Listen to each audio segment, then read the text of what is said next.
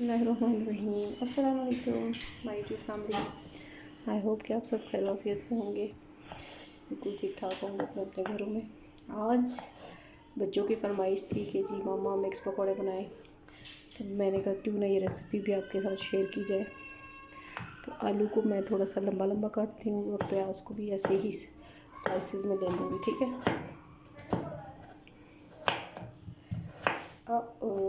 ये किधर भाग रहा है।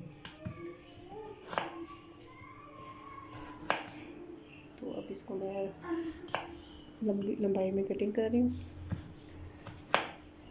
इसी तरह मैं प्याज़ों की भी कटिंग करूँगी। अभी मैं बच्चों के हिसाब से बना रही हूँ, तो इसमें मैंने अभी हरी मिर्च एक ही ली है। अगर बड़ों के हिसाब से बनाएंगे तो फिर हमें उसके हिसाब से बढ़ानी भी चाहिए, क्योंकि बच्चे जो है वो ज़्यादा मिर्चें नहीं खा सकते, जैसे आपको पता है। चलिए, ये मैंने प्याज भी कट कर लिए। स्पाइसेस में मैं बहुत सिंपल से रख रही हूँ। नमक, मिर्च, अजवाइन और ये है धड़ा मिर्च, ठीक है। इसके अलावा मैं ज़ीरा डालूँगी और हम लोग इसमें थोड़ा सा बेकिंग पाउडर भी शामिल कर लें, तो बेकिंग सोडा भी शामिल करें तो इसकी क्रिस्पीनेस जो है ना वो बढ़ जाती है, ठीक है। और मैं ना बेसन जो है ना वो इसके ऊपर ही ऐड करूँगी। जैसे प्याज और आलू का अपना भी पानी निकलता है ना, तो उस हिसाब से हम बेसन जो है ना इसके ऊपर ही छिड़का के ऐड करेंगे। चलिए, ये हो गया। ये मैंने ले लिया 1 कप बेसन। इसको मैं इसके ऊपर थोड़ा थोड़ा करके डालूँगी, प्याज और आलूओं के ऊपर, और ये सारे मसाले भी इसमें चले जाएंगे। ज़ीरा और बेकिंग सोडा जो है वो मैं भी ऐड करूँगी, ठीक है। वो भी मैंने ऐड नहीं किया।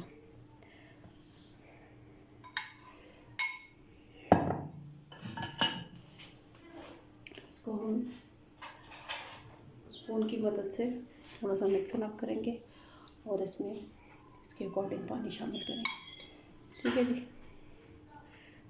अभी पानी भी चलें जी। ये है जी ज़ीरा मेरे पास, इसको भी मैं थोड़ा सा मसल के इसमें शामिल करूँगी अच्छी खुशबू के लिए।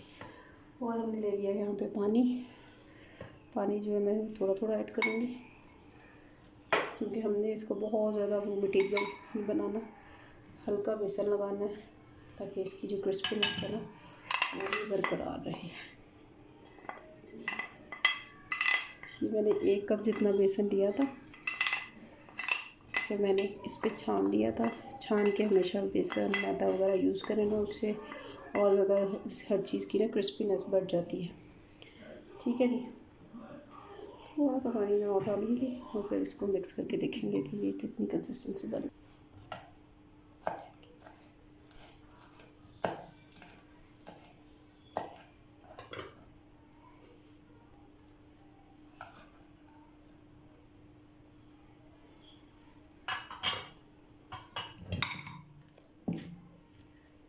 बच्चों के हिसाब से इसमें 1 हरी मिर्च भी काफ़ी रहेगी, ठीक है। हमारा बन गया बेटर। अभी बेसन आपको कम लग रहा होगा, लेकिन जैसे जैसे इसका पानी रिलीज़ होगा ना, तो ये सारी कोटिंग जो है वो अच्छे से हो जाएगी। चलिए जी, अब इसकी फ्राइंग शुरू करते हैं। चलिए जी, हम इसमें पकौड़े डालना शुरू करते हैं अपने।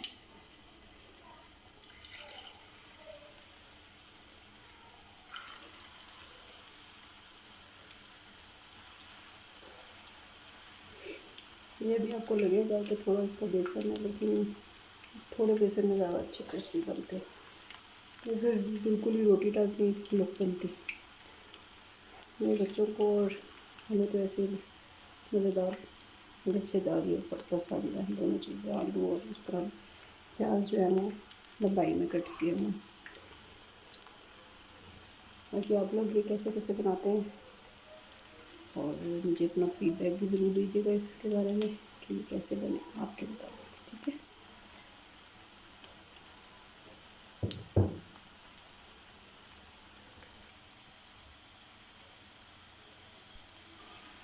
ये मैंने इसको टर्न आउट किया। अब इसकी लुक देखें कितनी मज़े की लग रही है।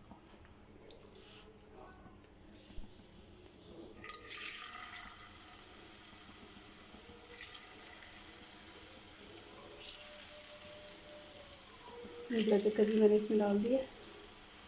ये देखिए, मैं आपको कह रही थी ना कि ये बेसन जो है वो पूरा हो जाएगा जब प्याज और पानी या आलू जो है अपना पानी छोड़ते हैं ना, तो बेसन जो है मुकम्मल तौर पे इनके ऊपर कोट हो जाता है, पानी ज़्यादा हो जाता है पानी की वजह से।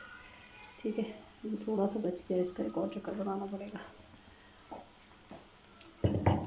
अभी आप मुझे कहाँ कहाँ से देख रहे हैं मुझे ज़रूर बताइएगा।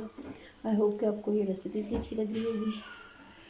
और मैंने एक चक्कर निकाल लिया, अब मैं आपको फाइनल लुक दिखाती हूँ। ठीक है,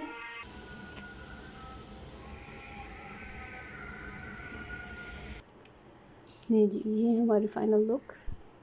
मज़ेदार से क्रिस्पी से पकौड़े, इसके साथ मैंने 2 तरह की चटनी सर्व करने की कोशिश की है। एक तो इमली की है सॉस और एक है टमाटो केचप। ठीक है, जिसको जैसे जो पसंद है। आई होप कि आप सबको ये रेसिपी ज़रूर पसंद आई होगी। Do like and subscribe my channel too. Thank you for watching.